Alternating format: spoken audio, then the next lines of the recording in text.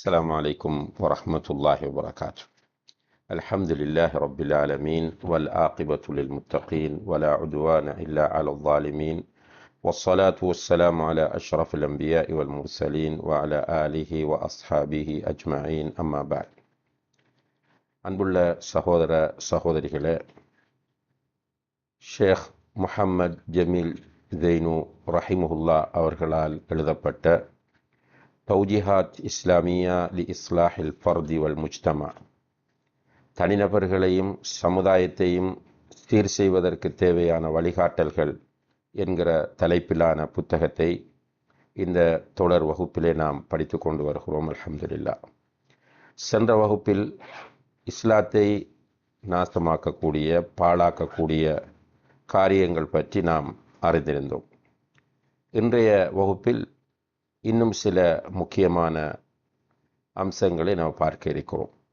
ஷேக் அவர்கள் சொல்கிறார்கள், லா துசத்திக் அத்தஜ்ஜாலீன், பொய்யர்களை போலிகளை உண்மைப்படுத்தாதீர்கள் என்று சொல்கிறார்கள். இதிலே பிரதானமாக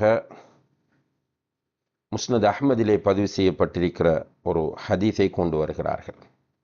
மன் அத்தா அர்ராஃபன் அவு காஹினன் ஃபசத்தகஹு பிமா யகூல் ஃபகத் கஃபர பிமா உன்சில அலா முஹம்மத் ஸல்லல்லாஹு அலைஹி வஸல்லம்.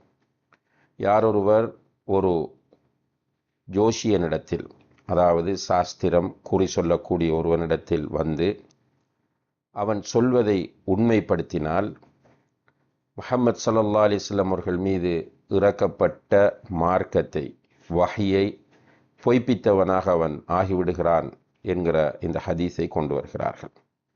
அன்புள்ள சகோதர சகோதரிகளே, இஸ்லாத்தை பொறுத்தவரையில் இஸ்லாம் வஹியை பின்பற்ற வேண்டும் என்பதை நமக்கு வலியுறுத்துகிறது.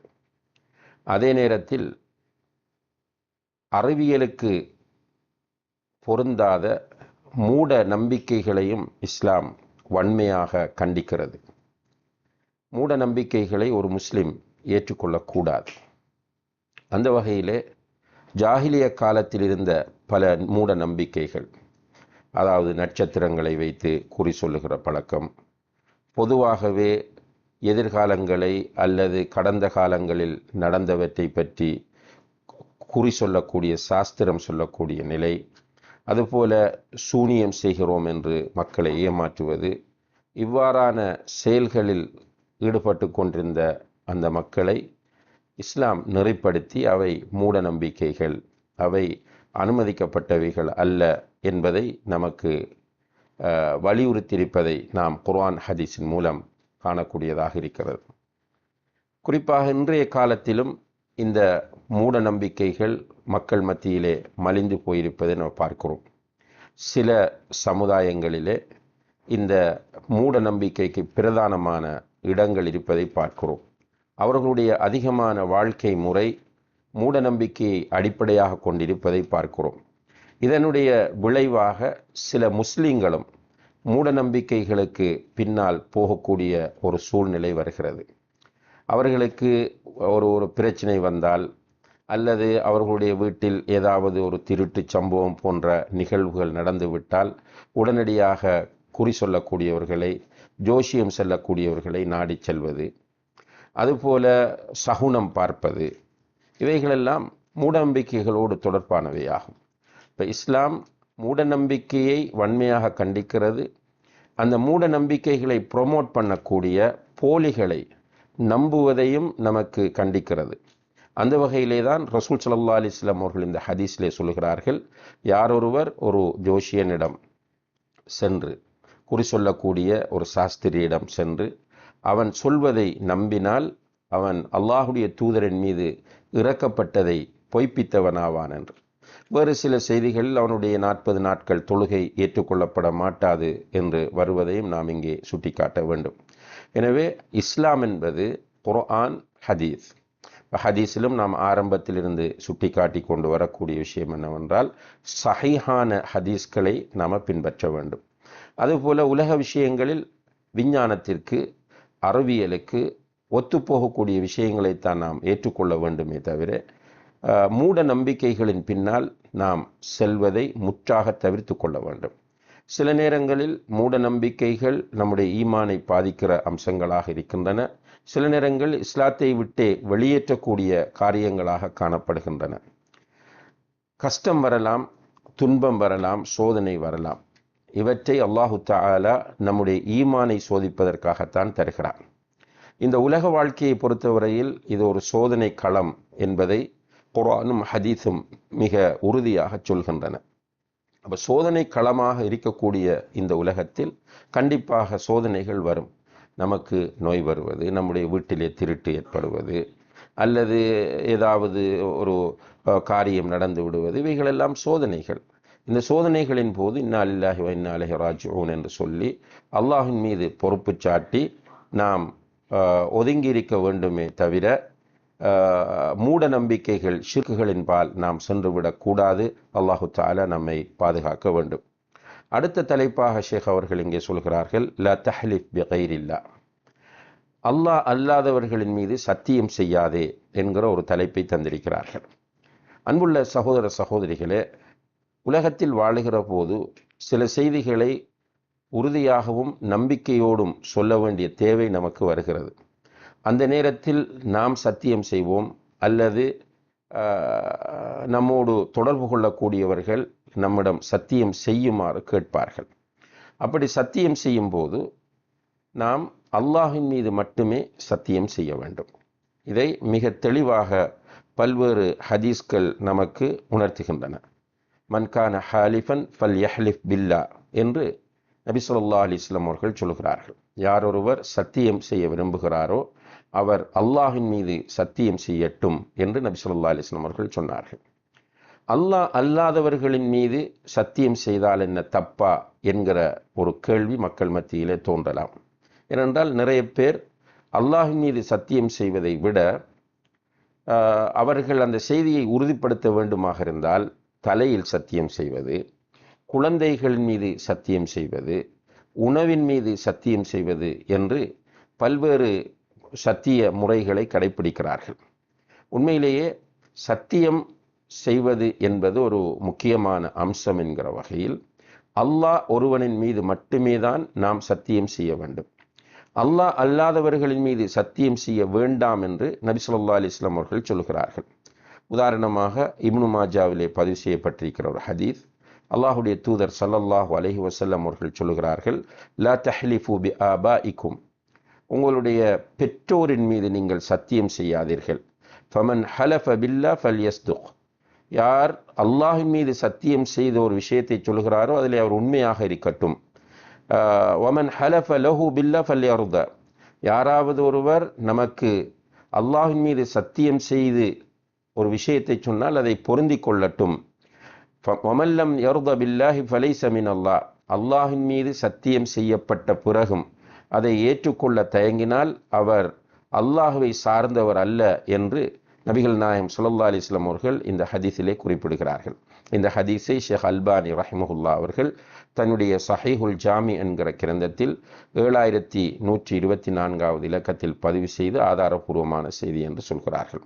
இந்த ஹதீஸிலே அல்லாஹ் அல்லாதவர்களின் மீது, குறிப்பாக பெற்றோரின் மீது சத்தியம் செய்ய வேண்டாம் என்பதை அல்லாஹுடைய தூதர் ஸல்லல்லாஹு அலைஹி வஸல்லம் அவர்கள் சொல்கிறார்கள்.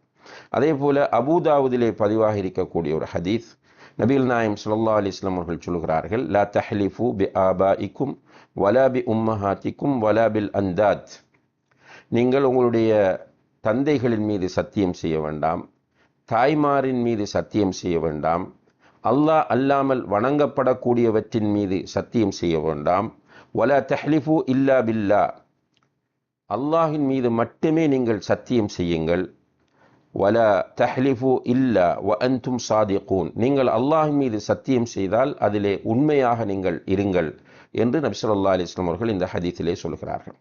இப்போ அல்லாஹ் அல்லாதவர்களின் மீது சத்தியம் செய்வதனுடைய சட்டம் என்ன, அப்படி சத்தியம் செய்வதனுடைய நிலை என்ன என்றால், முஸ்னத் அஹ்மதிலும் இன்னும் பல ஹதீஸ் கிரந்தங்களிலும் பதிவாக இருக்கக்கூடிய ஒரு ஹதீஸிலே நபிகள் நாயகம் ஸல்லல்லாஹு அலைஹி வஸல்லம் அவர்கள் சொல்கிறார்கள், மன் ஹலஃப பி கைரில்லாஹி ஃபகத் அஷ்ரக், யார் அல்லாஹ் அல்லாதவர்கள் மீது சத்தியம் செய்கிறாரோ அவர் ஷிர்க்கை செய்து விட்டார், அவர் இணை வைத்து விட்டார் என்று நபிகள் நாயகம் ஸல்லல்லாஹு அலைஹி வஸல்லம் அவர்கள் சொல்கிறார்கள். அன்புள்ள சகோதர சகோதரிகளே, இப்போ இந்த ஹதீஸ்கள் இது போன்று இன்னும் சில ஹதீஸ்களையும் ஷேக் அவர்கள் இங்கே குறிப்பிடுகிறார்கள். இந்த ஹதீஸ்கள் எல்லாம் அல்லாஹ் ஒருவரின் மீது மட்டுமே நாம் சத்தியம் செய்ய வேண்டும், அல்லாஹ் அல்லாதவர்களின் மீது சத்தியம் செய்வது கூடாது என்பதை நமக்கு உணர்த்துவதை நாம் காணக்கூடியதாக இருந்து கொண்டிருக்கிறது.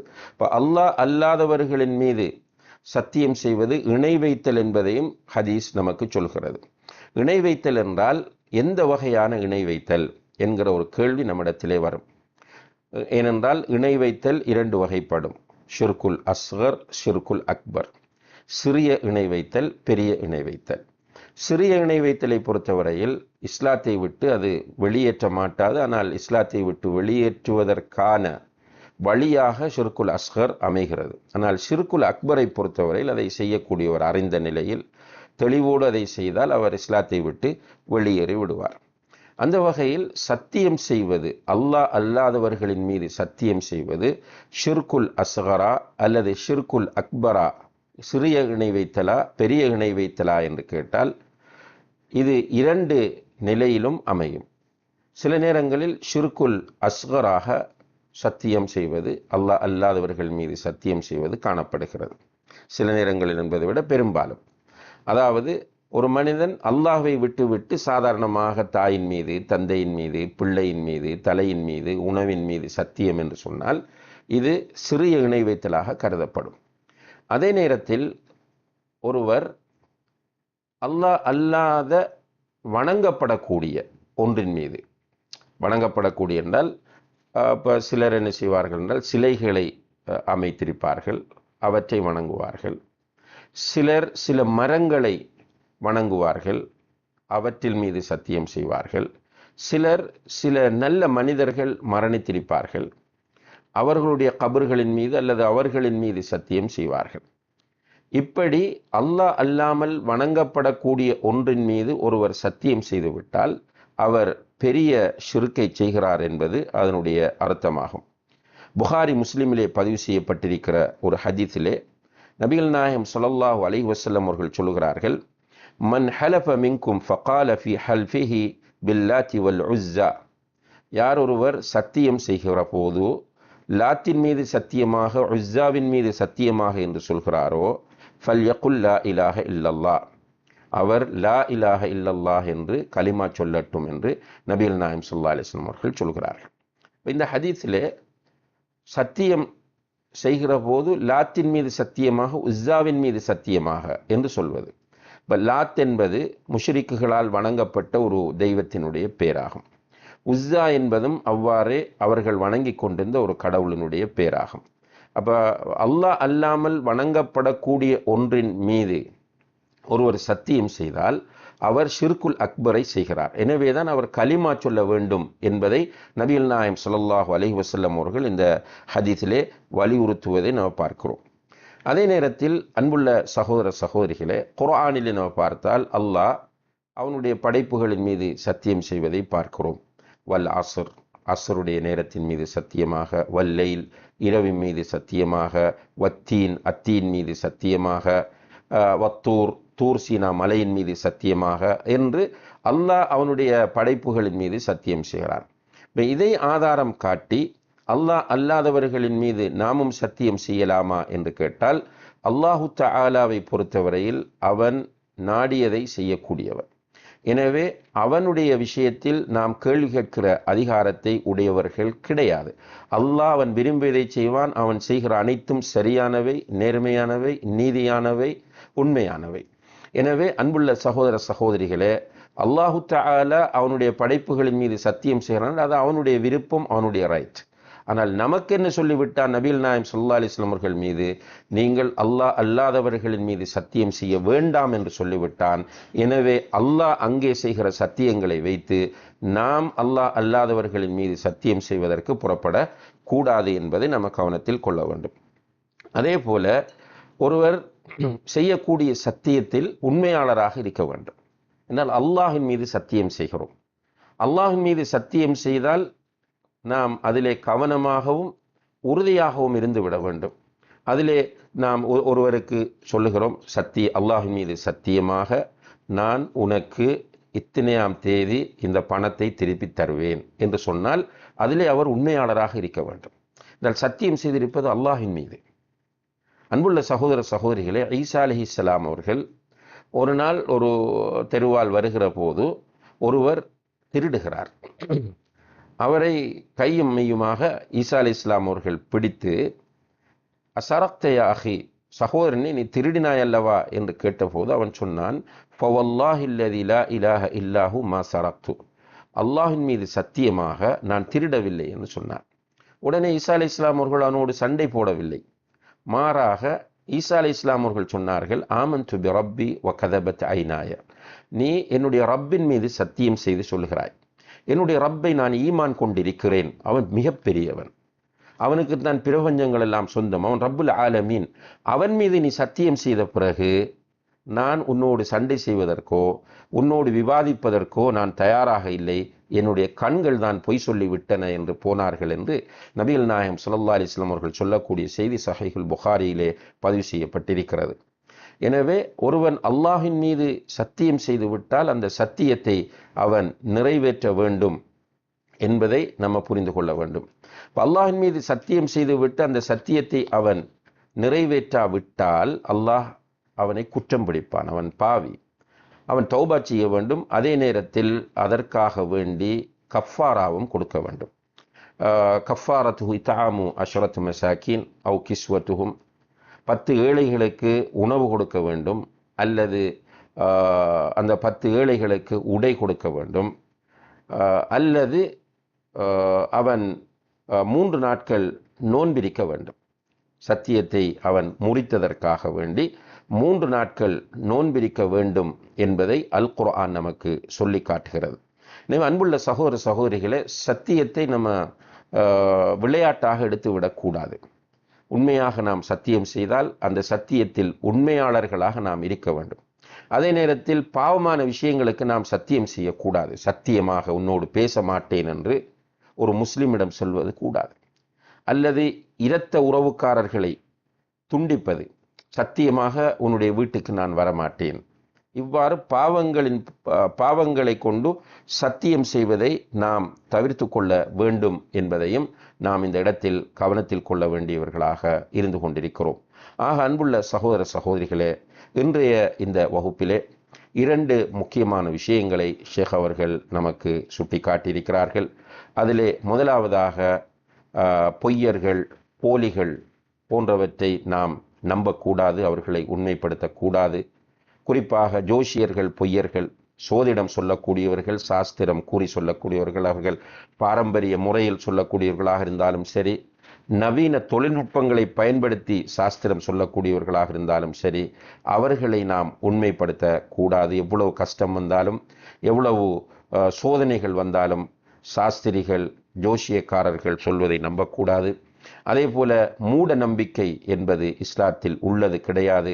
மூட நம்பிக்கையின் பின்னால் நாம் செல்லக்கூடாது என்பதையும் இன்றைய வகுப்பிலே நாம் படித்திருக்கிறோம். அதுபோல அல்லாஹ் அல்லாதவர்களின் மீது சத்தியம் செய்வது ஷிர்காகும். ஒரு சந்தர்ப்பத்தில் அது ஷிர்குல் அஸ்கராக இருக்கலாம், இன்னும் ஒரு சந்தர்ப்பத்தில் இஸ்லாத்தை விட்டு வெளியேற்றக்கூடிய ஷிர்குல் அக்பராகிய பெரிய ஷிர்காக கூட அது அமைந்து விடலாம். எனவே அல்லாஹ் அல்லாதவர்களின் மீது சத்தியம் செய்வது கூடாது. அல்லாஹின் மீது மட்டுமே நாம் சத்தியம் செய்ய வேண்டும். அல்லாஹின் மீது சத்தியம் செய்தால் அந்த சத்தியத்தில் உண்மையாளர்களாக நாம் இருக்க வேண்டும். அப்படி சத்தியம் செய்துவிட்டு அந்த சத்தியத்தை நாம் முறித்தால் அதற்கு குற்றப்பரிகாரம் நாம் செய்ய வேண்டும், தௌபா செய்ய வேண்டும். அதுபோல ஒருவர் பாவமான காரியங்களை கொண்டு சத்தியம் செய்வது கூடாது என்பதையும் நாம் இன்றைய வகுப்பிலே படித்திருக்கிறோம். எனவே எல்லாம் வல்ல அல்லாஹ் ஜல்ல ஷானஹு தஆலா நாம் படிக்கக்கூடிய இந்த விஷயங்களை சரியாக கிரகித்து புரிந்து நம்முடைய வாழ்க்கையில் எடுத்து நடப்பதற்கு நம் எல்லோருக்கும் தௌஃபீக் செய்ய வேண்டும். அதற்காக நாம் எல்லோரும் அல்லாஹ்விடத்தில் பிரார்த்திக்க வேண்டும். எல்லாம் வல்ல அல்லாஹ் ஜல்ல ஷானஹு தஆலா அதற்கு நம் அனைவருக்கும் அருள் பாலிப்பானாக. وآخر دعوانا أن الحمد لله رب العالمين والسلام عليكم ورحمة الله وبركاته.